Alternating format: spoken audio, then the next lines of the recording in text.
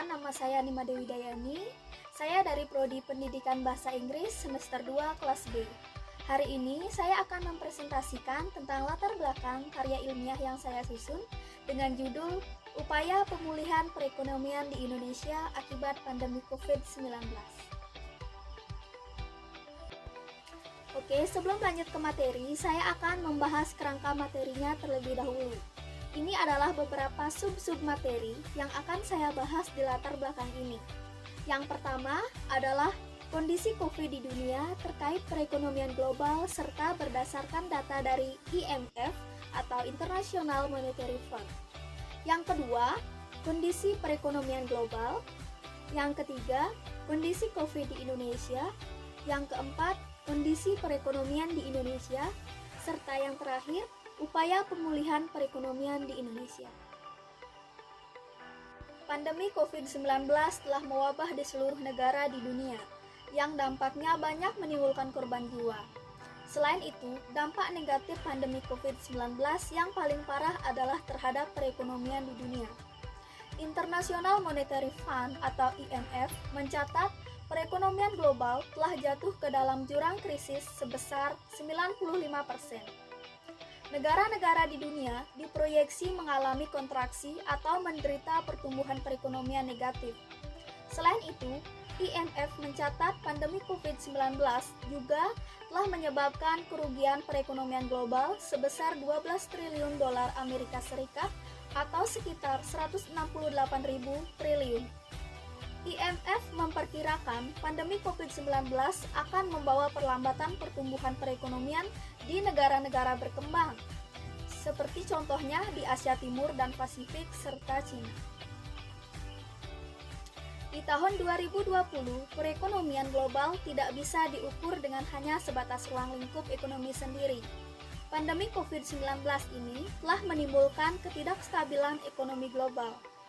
Dalam upaya memitigasi penyebaran virus atau dampak ekonomi lainnya, perlu dipertimbangkan untuk memberikan dana cadangan atau dana tambahan dalam rangka mempersiapkan ketidakpastian ekonomi global yang sumbernya tidak dapat diprediksi. Namun, baru-baru ini, perekonomian global sedikit demi sedikit sudah mengalami peningkatan. Hal ini dapat dilihat dari perkiraan naiknya pertumbuhan perekonomian global sesuai data yang dikeluarkan oleh Bank Dunia. Pertumbuhan perekonomian naik menjadi 5,6%. Hal ini dipicu oleh kebijakan stimulus Amerika Serikat dan pertumbuhan ekonomi Cina yang lebih cepat dari perkiraan. Seperti yang diketahui, Presiden Amerika Serikat, Joe Biden, mengeluarkan paket bantuan COVID-19 senilai 1,9 triliun US dollar. Sejak itu, distribusi vaksin menjadi lebih luas di Amerika Serikat dan beberapa negara maju lainnya. Pandemi COVID-19 berdampak keras pada perekonomian di Indonesia. Sejak Indonesia mengkonfirmasi adanya virus corona pada awal Maret 2020. Sejak itu, berbagai upaya dilakukan untuk menanggulangi wabah penyakit ini. Hampir seluruh sektor terdampak, tidak hanya kesehatan, sektor perekonomian mengalami dampak yang amat serius akibat pandemi ini. Hampir setiap hari, kasus COVID-19 ini terus bertambah, sehingga mendorong pemerintah untuk memberlakukan kebijakan yang disebut pembatasan sosial berskala besar atau PSBB. Pembatasan aktivitas masyarakat ini sangat berpengaruh pada aktivitas bisnis, yang kemudian akan berimbas pada perekonomian. Hingga berakibat meningkatnya pengangguran di Indonesia akibat terhambatnya segala aktivitas perekonomian. Secara otomatis, hal ini akan membuat pelaku usaha untuk melakukan efisiensi untuk menekan kerugian. Akibatnya, banyak pekerja yang dirumahkan atau bahkan diberhentikan atau di-PHK.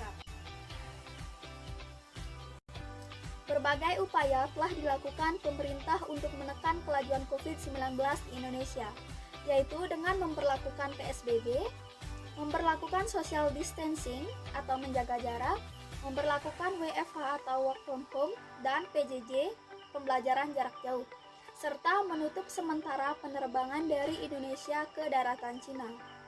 sehingga berdampak sangat buruk bagi perekonomian di Indonesia. Untuk mengimbangi hal tersebut, perlu upaya yang dilakukan pemerintah dan masyarakat Indonesia untuk bisa meningkatkan perekonomian di Indonesia, agar tidak terus terpuruk.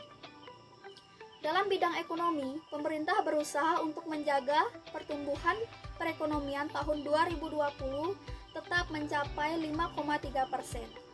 Kajian Kementerian Koordinator Perekonomian menunjukkan kemungkinan pertumbuhan perekonomian di Indonesia bisa berkurang 0,1 sampai 0,3% dalam 6 bulan. Berkaitan dengan menurunnya ekonomi, sektor pariwisata menjadi sektor yang paling terpuruk di Indonesia. Perlahan, peningkatan perekonomian di Indonesia akan dilakukan. Sektor perekonomian yang bersentuhan langsung pada praktik perekonomian masyarakat adalah usaha mikro kecil menengah atau UMKM. Adanya pandemi COVID-19 ini menyadarkan masyarakat bahwa UMKM adalah salah satu solusi yang bisa dipakai untuk memenuhi kebutuhan hidup.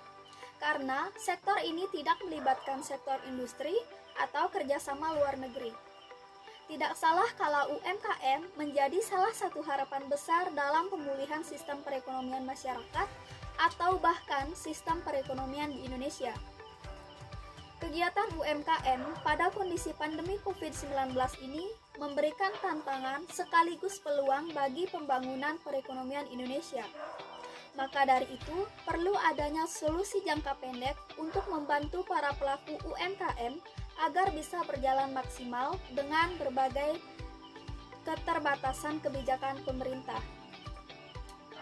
Menurut penelitian Baker and Wood menyebutkan bahwa UMKM termasuk yang terdampak paling buruk akibat COVID ini.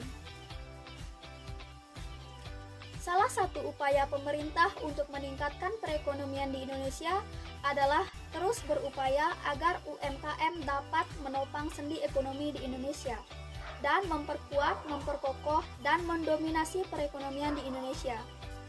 Pada tahun 2020 lalu, jumlah pelaku UMKM akan terus didukung dengan berbagai program kewirausahaan yang mampu membawa pelaku UMKM semangat dan termotivasi untuk terus melakukan peningkatan usaha.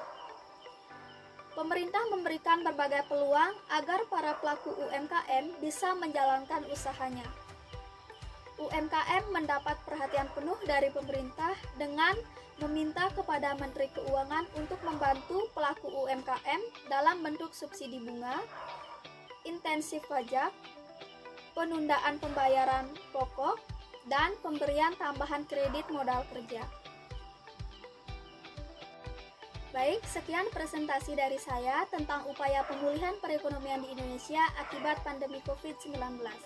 Atas perhatiannya, saya ucapkan terima kasih.